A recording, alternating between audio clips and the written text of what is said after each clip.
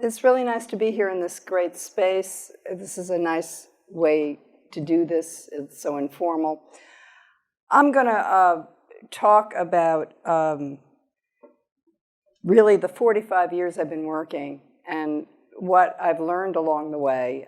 It's a talk called Life Lessons from the Field. There are 10 major lessons that I learned that have sustained me and made me be able to do work all these years.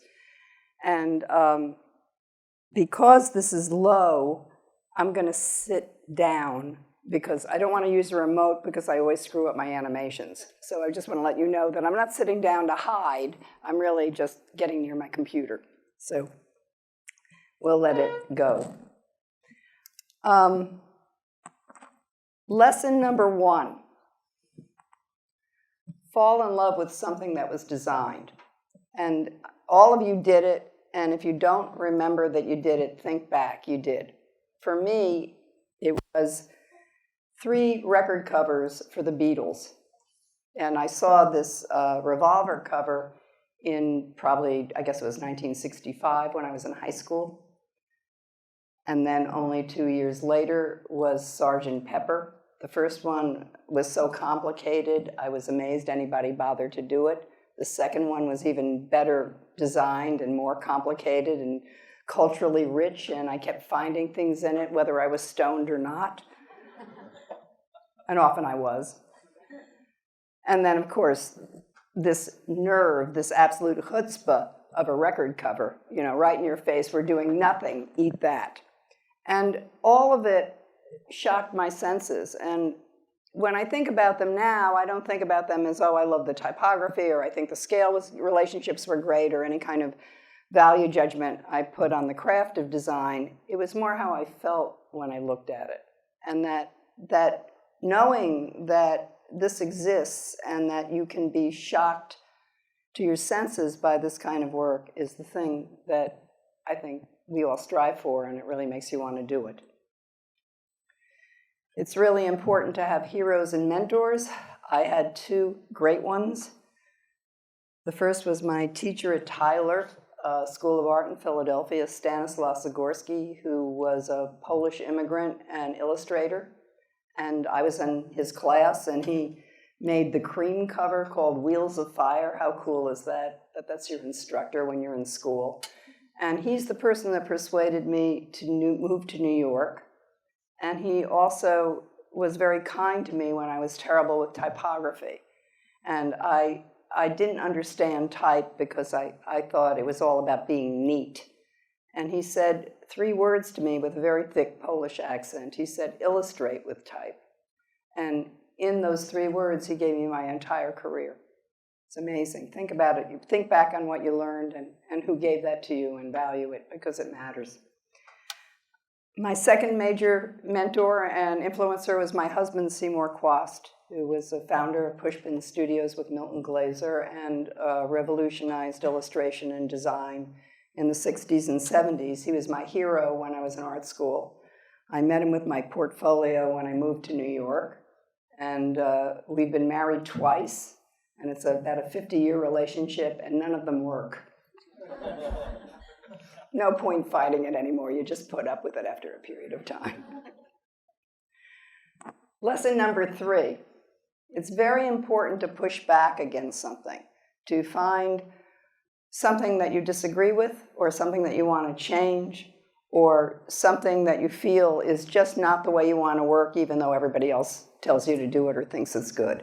And it's easier to do it when you're young. And of course, what I pushed back against was the typeface Helvetica, which I hated. And I hated it because it was perfect, and I hated it because everybody used it, and I hated it because all the corporations of America, which at the time were sponsoring the Vietnam War, used it. So it was the enemy. And as a result, I did everything to do things that were not Helvetica. And now you're talking about the 60s and early 70s, and at that point in time, and I was influenced by Pushpin, I began to look for typefaces that weren't available for purchase and not available on press type, which was the prevailing technology at the time. And I began redrawing fonts, things I found in antique stores, and I would draw them, or I would get a technical artist to draw them. And all of these covers that I did when I was at Atlantic first and then CBS Records were all crafted by hand. And it was my way of rebelling against Helvetica. But in the process of making these things, and I was in my early 20s when I did this work, which is still alive and around, which is amazing. They tell you graphic design is ephemeral. It's not. It stays. Things that you hate come back and haunt you after 40 years, trust me. But the thing was that because I did this sort of work, I actually taught myself typography because I had to develop powers of observation and scale relationships and color relationships and understanding form and how to craft them. And some of the things were radical in their time. Like, for example, all type covers were radical because people used illustration or photography and were more involved in image than type as image. In the record industry, I could do things that were hand-drawn but built, that this was an actual piece of inlaid wood, and it was about 15 inches by 30 inches wide. It was put together by Nick Fasciano, and you can see my erratic drawing of the type because I drew it by hand and gave him a tissue, and he built it from it, which was wonderful. Now it would be less miraculous because it could be just a Photoshop rendering, of sort of wood chips moved around to become the thing. But we actually built these things because there was no technology. The fanciest piece of equipment was a Lucy machine. This was another piece I did with Nick, and it was a 15-inch by 15-inch stained glass window. And then, of course, some of the type was just very simple and crafted and put together and mostly period influenced. Now I'm going to tell you the sad truth of life. There is this thing called the career staircase. It's a surreal staircase. When you're young, you learn a lot, and the risers are very steep, and the steps are very shallow, because you don't know anything. You're starting out, so everything you learn is a new piece of knowledge, and you have tremendous growth. So in your early 20s, you sort of jump up pretty high. You're either sort of a wunderkind or a peon, depending upon your situation. But it's better off to be a peon than a wunderkind because they burn out fast. They got nowhere to go. So you got to watch out for that. But us peons sort of learn to grow and learn to do things well. And then you hit 30, and you'll notice that the riser's a lot shallower because you already know a lot. You learned a lot in your 20s. So you learn a little bit less in your 30s, but you're a professional, you're a pro, and you're competitive. You're a young professional, good place to be. But then you hit catch 40. 40 is a problem because you're still sort of young, but you're not as young as somebody in your 30s and never as young as a wunderkind in their 20s. So you're sort of confronting middle age. It's coming on there, like how much can you jump forward, particularly if you've been working in the same type of projects over a period of time and they haven't changed. That's very scary, and you actually have to pay attention to that. You have to watch to see if you're growing or if you're just moving laterally or the work becomes redundant, because if you're not making discoveries, which means you have to take risks in order to do that, you're going to stay where you are. And that's the reality of this sort of situation. So you make a little step in your 40s, but if you get a little bit ahead and you sort of figure out a good position to be in, you're in your 50s. And the 50s is great because you got power. And the reason you have power in your 50s is because all the people you knew all your life are in their 50s too, and they have power. So they can hire you, which they couldn't really do in their 30s because they didn't have any power and it would be a crappy job. But in your 40s, they're sort of moving along and you start to taste it. And so that if you've progressed to a level with other peers, you'll find that it becomes much easier to work in your 60s. What's harder is to learn anything because you know everything, so you don't grow as fast.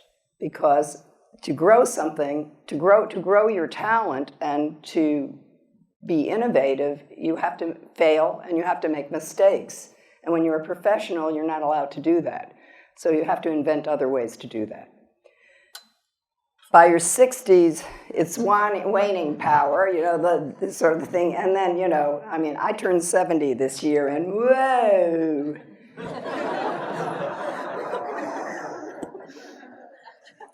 It's a scary staircase. You got to defy it all the time if you want to keep working. So if you want to take a photo, here it is. That's the diagram. 80s are grim. What are you going to do? So here's lesson number 5, which is, I call it go the distance. And it has to do with if you find a relationship in a project, whether it's a terrific full-time job or freelance project or something you donate to that you enjoy doing, that you are learning from continually, stay with it. I have a project like that. I've been doing it for 25 years. I'm about to publish a book about it, and I've been working for the Public Theater for 25 years. It started as a paying gig. At one point, they ran out of money and couldn't pay me anymore, and I stayed and did it through 2 directors, and it was the best thing I ever did. Initially, it was a great project that I wanted to work on because it was going to be visible in New York. It had a lot of posters, which I liked making, and the identity was largely typographic, which was my preference, and also because it followed Paul Davis, who was a phenomenal illustrator. It was the right thing to do because it wasn't the same. It wasn't trying to repeat what came before it. And I developed this visual language that manifested itself in ads and posters that were seen mostly at the public and sometimes around New York City. But the reality is that the people that know these posters know them because they were in design competitions, not because you actually saw them, because they never really made it to the street. The things that were on the street were the summer Shakespeare festivals. And after a period of time of making these things, they stopped printing them. And then they became just digital printouts that weren't real posters. The biggest thing that everybody saw were the graphics for Bringing the Noise, Bringing the Funk, which was its own industry. But that was actually bad for the theater because it became so popular as a style and people began copying it. And then it became used as a Broadway language so that the whole of New York ate the identity of the public theater. We still continued to do the typography like that for a period of time, but after a while, I just really had to change it. I even did things where I took the original wood type that was the public theater and redrew it so that the logo and everything else was an accidents grotesque for about 3 years. And then we did crazy things with this. And I started the project in 1994, redesigned it twice, and in 2008 made them a real traditional identity that had knockout and borders around it, and that got boring in about 2 years. I would never have known that. Like, I design identities for corporations all the time. It's impossible to know what's going to happen to an identity over 25 years. It's impossible to anticipate the style changes, the cultural changes, the political changes, and the economic changes that are going to affect something. How would you even know how to think about it if you haven't actually done it? I'm suspicious of anybody who says they're an expert. You actually have to live the process to see what happens to it. It's quite an amazing thing. We did the lobby twice. This is the second lobby that we designed with the architect Jim Polshek, who actually made me an environmental graphic designer. I didn't know anything. Couldn't even read a architect's plan until I did the first lobby, and it gave me a giant career move. Then, when the lobby was finished in 2010, and it opened in 2012, I began looking at these posters that were behind glass in the box office, and I realized that was exactly where they belonged, because they were really relics. They were too expensive to be out on the street. Everything was digital.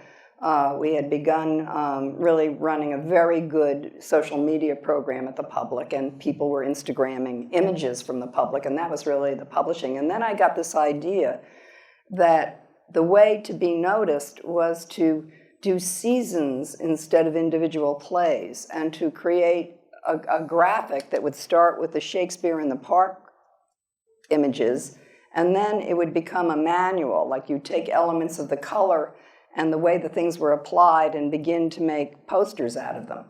And that you could put a whole season together that would be recognizable.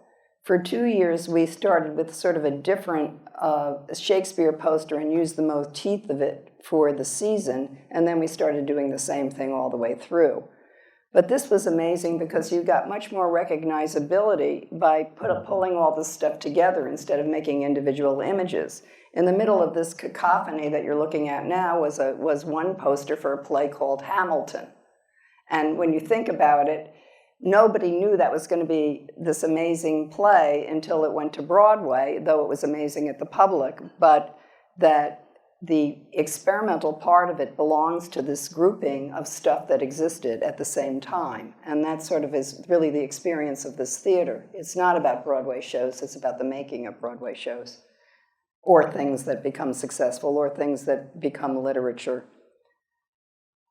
This was about 3 years ago now. When they were filming Abstract, that was the poster I was working on for the season. The following season, this is last year, and this is still all over town, and it was the first year we could actually do a digital version of it. I don't know if that's moving. Why is this not? There you go.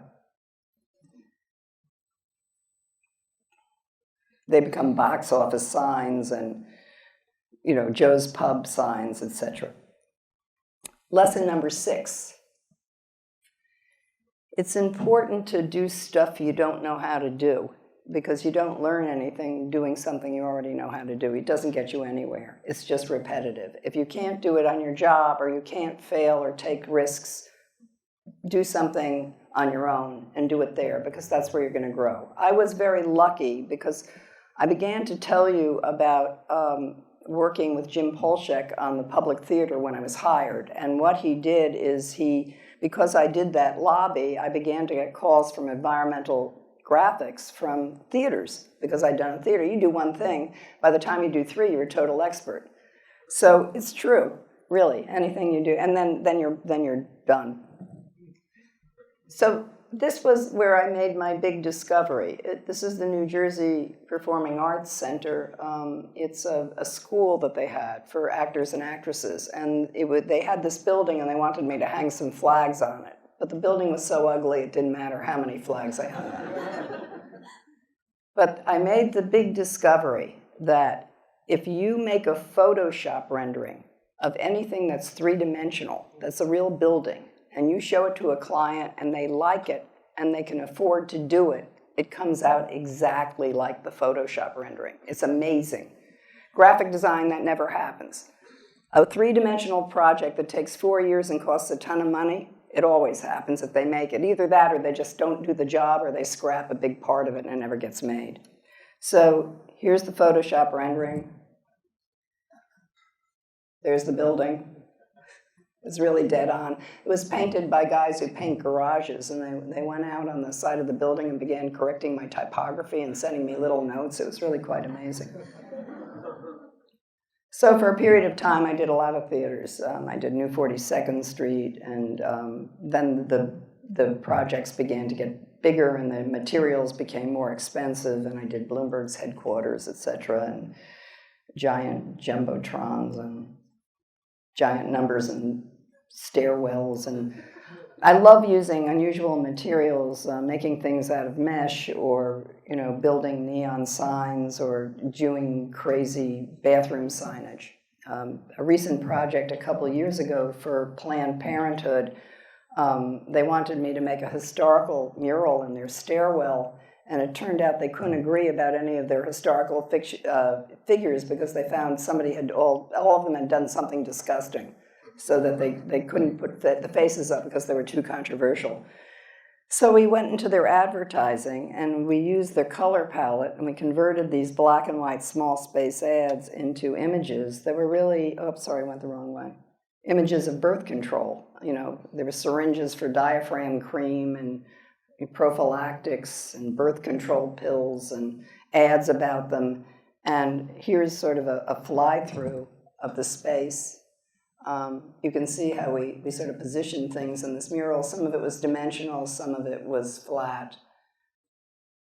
This just gets you through the space. Hope it doesn't make you sick. And then here it is finished, and it's in a glass cube, and you can see it from all these different angles, and it really was a lot of fun to do. And mostly, I love this work because I love the opportunity to sort of challenge what the expectations are of the assignment. And if I can get somebody to fall in love with that, it's amazing what you can build. Money has nothing to do with it. It really is. Is the idea viable, and can you afford to build it? That's all. For the city of New York, after Hurricane Sandy, I did a sign system for all the beaches that were the images of the beaches where you enter the beach, all taken at the various entry. And the reason I did it was because most of the communities were incredibly depressed because the boardwalks were destroyed. So all they had was their beach, and they sort of really, this was very successful because the communities made postcards out of them and really felt connected to them, which I loved. And then we began painting buildings at Rockaway Beach and began working on the boardwalk. And the boardwalk had planks that were 90 feet wide, and we designed type, which may be the world's largest pixel when you put it together. That's a shot of it from the air. You get the scale of it.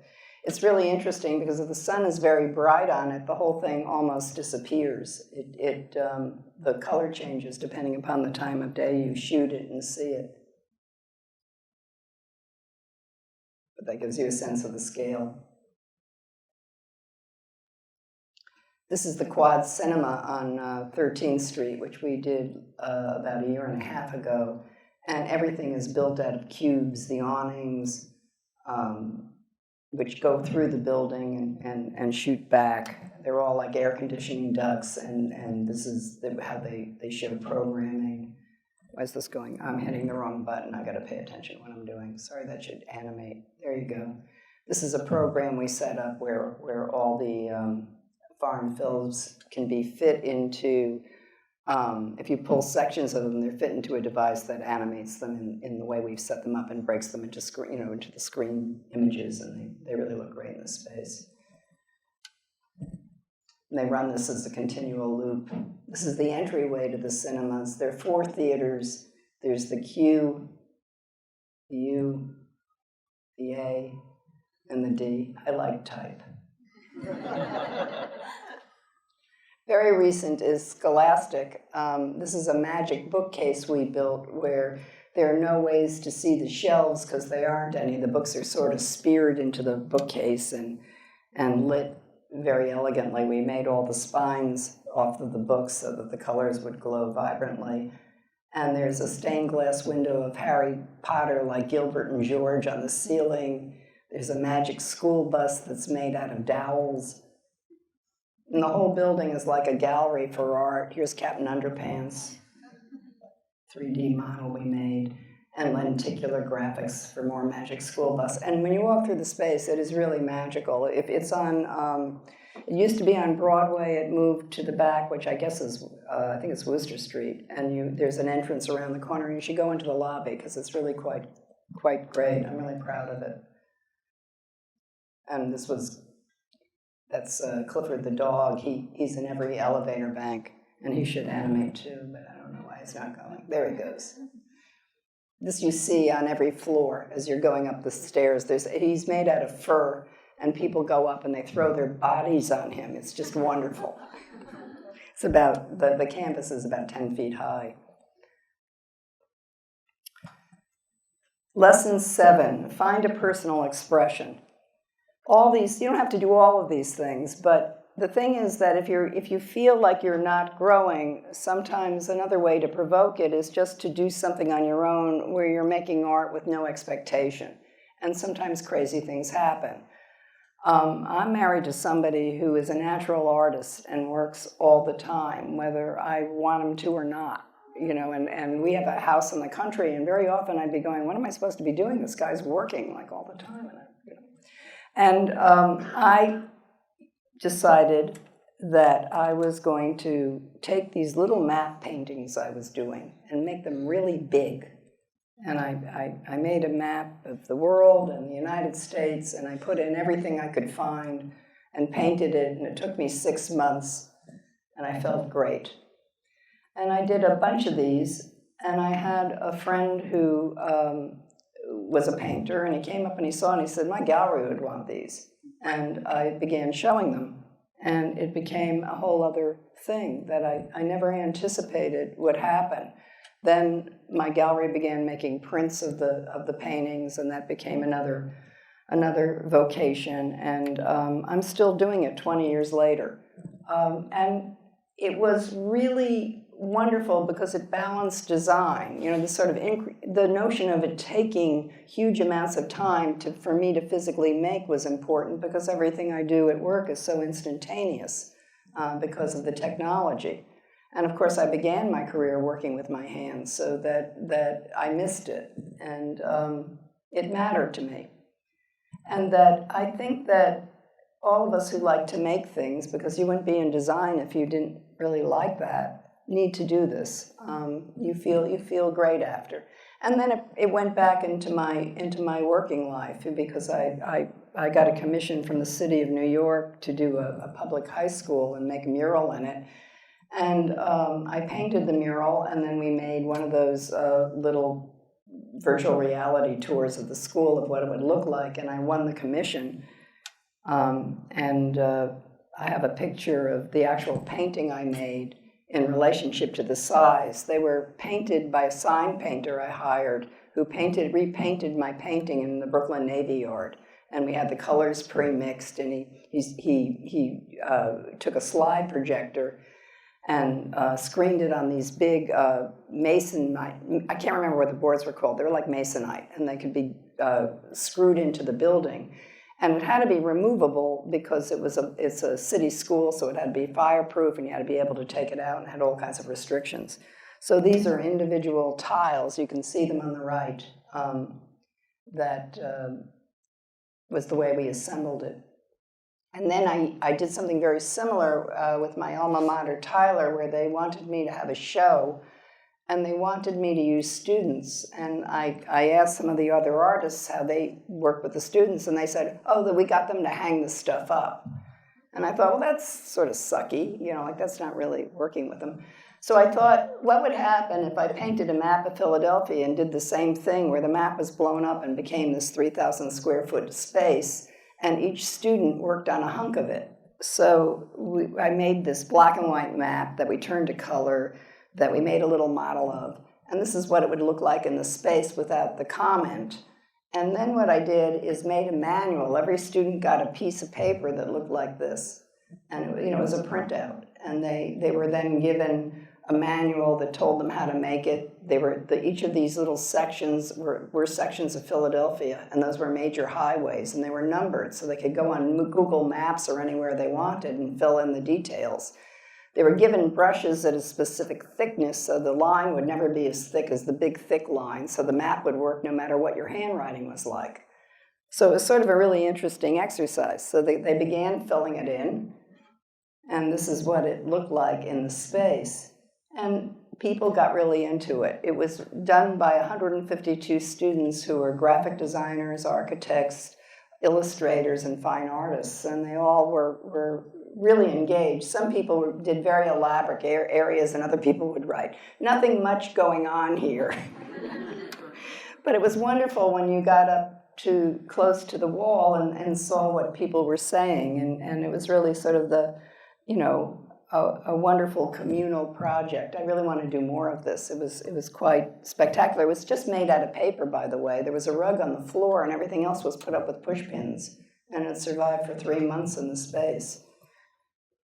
The thing was, it was so busy that it forgave all the eccentricities of the molding and the light switches that had to go around and all that other stuff. You just didn't notice it. 8. Be civic-minded. Do things that you want to do that are good. You know what they are. Somebody asks you, do it. Why not? I do it all the time. Sometimes I make political posters.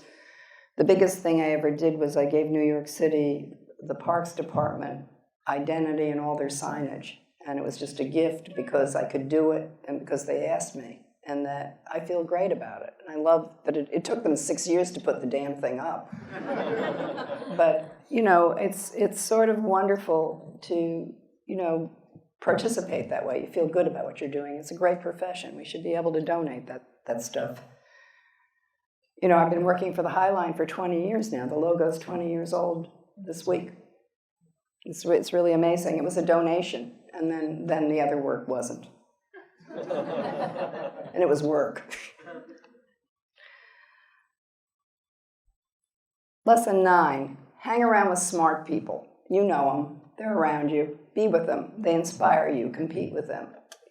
Make friends with them. Learn from them. And exchange stuff. It keeps you young. It keeps you thinking. It's important. Community's important. All that. Make sure you have it. Don't be with people where you're the smartest person in the room. You won't learn a thing. This is the CBS Records art department in the 70s, which was filled with brilliant people. I learned so much there as a kid, and I was really lucky. And then I had a small business for 7 years after that, and that was less lucky because I wasn't as challenged by the people around me until I joined Pentagram, where I'm with people who scare the hell out of me. They're so smart and so good. It's a great partnership. And it's wonderful to be inspired and to compete and to be able to have that. This is the hardest thing to achieve in your life. But you have to be who you are. You can't become somebody else, but you have to change with the times because they're going to change. You change your wardrobe, you change your hems on your skirts and your hairdos and all those things, and you have to think about how you're going to grow your work. And I went back to look to see how I did it, because I don't think it was that conscious.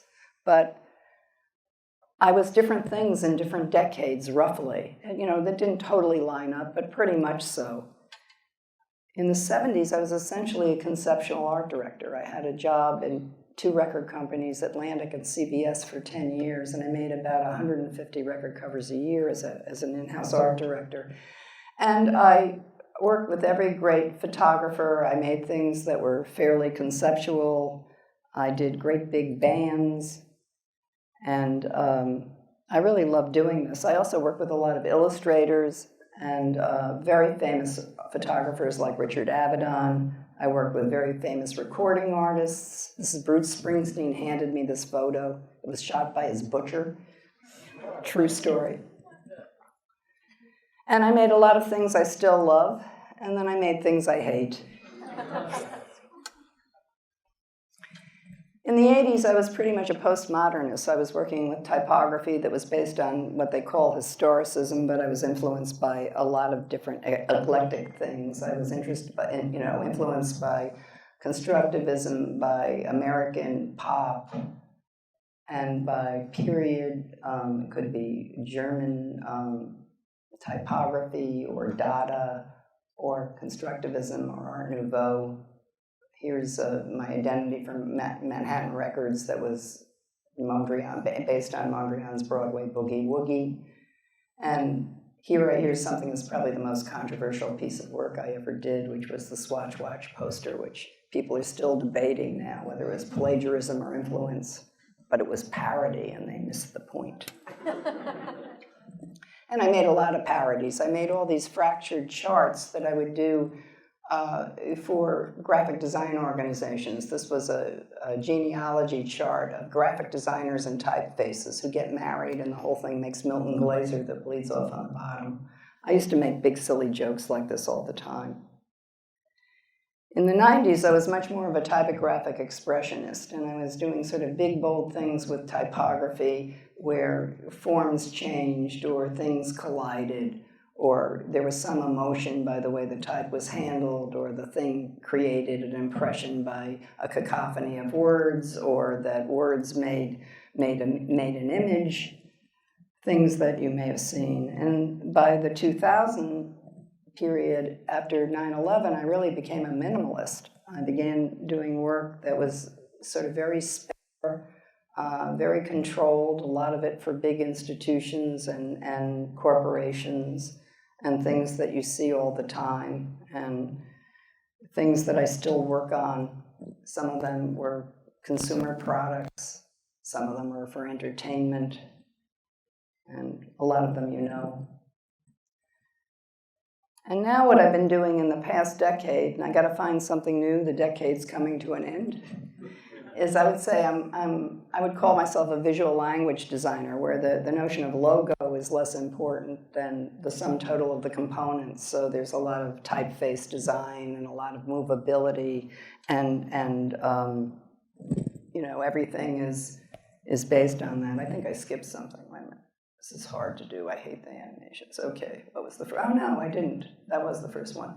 So everything is based on systems and organizing information so that collectively you can read it even though it's disparate. And a lot of it was driven by this thing I did for the Type Directors Club in 2012, which was figuring out how many different ways you could read TDC and still recognize it as one thing. And it became a guiding principle for doing a lot of work over the decade. Sometimes I'll use a free job to figure stuff out that I can't do on a paying job.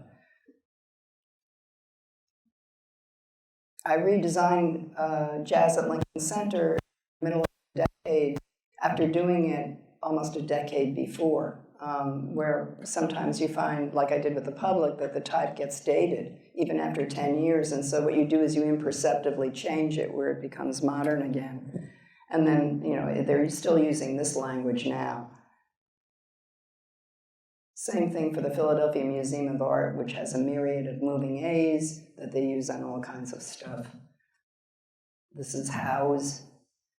They were given all kinds of goofy things. Some of them they use in their business. Mostly it's things on slants, which have to do with the way the house is drawn. And virtually every project we do has like millions of icons and illustrations and animations and methodologies that work with the typography, so that it's never just designing one thing and making a grid system. It's really this sort of kind of complicated addition of sums of parts that collectively, you know, make an identity. And that the goal with this is to be able to read it and understand it and recognize it as an identity any place you see it. And they really, in fact, work.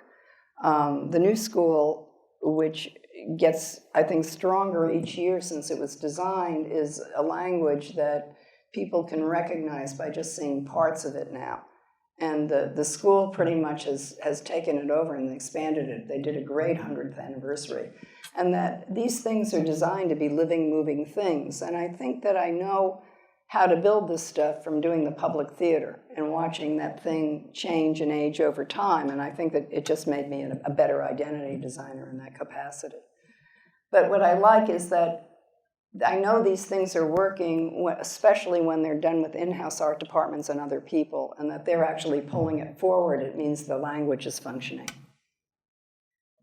That's it.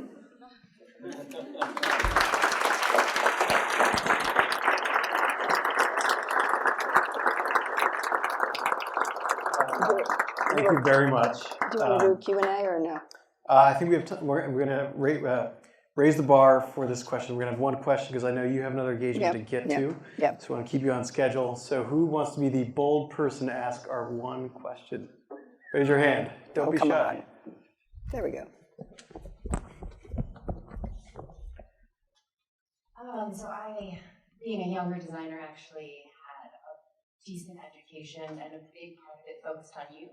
And you particularly being the only female designer that we talked about. And I would say a big focus of that was on the swatch campaign and giving it a negative light. This also sort of, I guess now with Me Too and that whole thing, I'd be interested to see sort of how you've seen design grow from being a man's world to where we are being more accepting of female designers.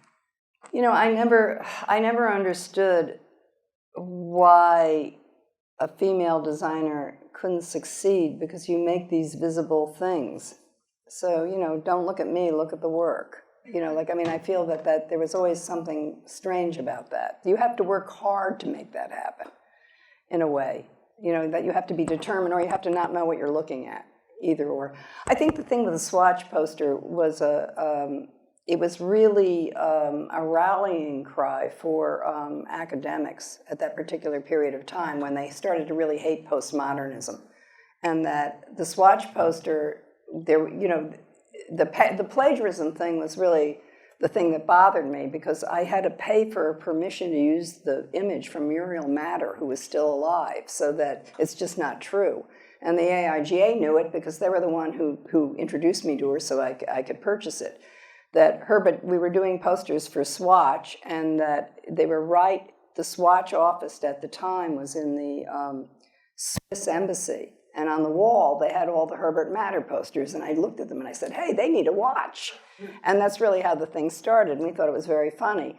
The posters were designed in 1984, and they got into annuals. They won awards.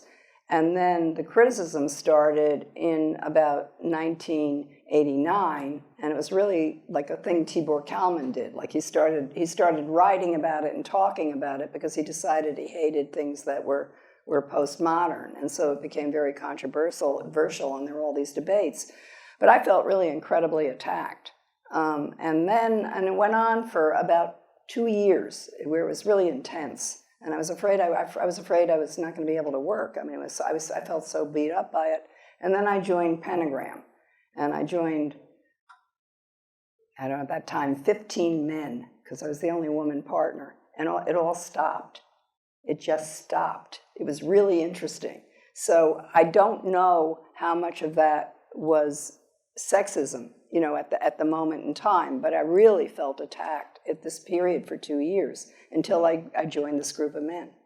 Really weird. I guess that's it. Paula, thank you very, very much for sharing your story with us tonight. Thank you. We really appreciate it.